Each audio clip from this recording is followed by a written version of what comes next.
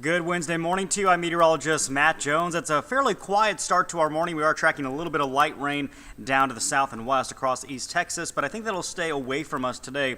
And so we're starting off with some cloud cover this morning, but we should see more sun as we head into this afternoon. And overall, the big weather story over the next few days is we do have another warming trend on the way. So highs today around 70. However, as we get towards tomorrow and especially Friday, we'll be back in the low 80s in many locations. We are tracking that severe threat on Friday, and then it gets downright hot as we head into early next week. Wait till you see some of those temperatures in the 7-day forecast. But here's your first alert to Friday. Still tracking that cold front that's going to push through the Arklatex, and that will bring the potential for some afternoon storms. Right now, severe weather is looking most likely just north of our area. The big question mark continues to be just how far south will that severe weather threat develop as we head through the day on Friday. Now, one of the things that we've been closely tracking with this Friday system is how much energy we have. So how much moisture, how warm the temperatures get, that's the fuel for those storms. And notice as we head through the day on Thursday and especially into Friday, that southerly flow off the Gulf of Mexico is going to bring that unstable air pretty far to the north with this one. In fact,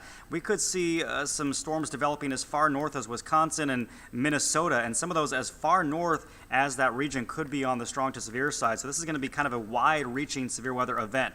So for Friday, the Arklatex is underneath a slight risk. That's a 2 out of 5 on the scale. Our far northeastern areas there, right around northeast of Texarkana, so basically just including portions of southwest Arkansas, that's a 3 out of 5 on the scale, but really it's a much broader area, as I mentioned. Look how far north this area is going to extend through St. Louis, all the way up to Des Moines, Iowa, even up to Chicago, maybe even as far north as southern Wisconsin. There's going to be a severe weather threat on Friday. In the Arklatex, we're kind of right on the southern fringe of all of that. So let's take a look and jump ahead to Friday's forecast. We'll actually begin Thursday evening, and we could see a few storms start to fire up as early as Thursday evening along and north of the I-30 corridor, but for the most part, we wait until Friday afternoon for the bigger storms to develop. There's 4 p.m.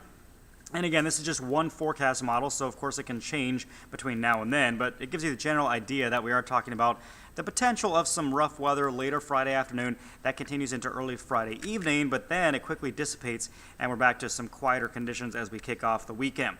So rain chances looking pretty low here, at least for the next couple of days, but they ramp up on Friday with that threat of severe weather. The weekend starts off dry on Saturday, but we bring back at least a chance of a few storms as we head into Sunday. Focusing on today's weather, not much going on out there. A bit of a cloudy forecast this morning, but we should see more sun returning this afternoon, and it will be a rather cool day with temperatures for the most part in the upper 60s, a few spots near 70, and these temperatures that you see today about 5 degrees below average for this time of year. Here's your first alert 7-day forecast. Upper 70s for Thursday, 80 on Friday with that potential for some severe weather, and most of the weekend looking quiet, although we do have a chance of some storms on Sunday, and then it gets hot by early next week. We could see the first 90-degree temperature of the season so far. That will be by next Tuesday.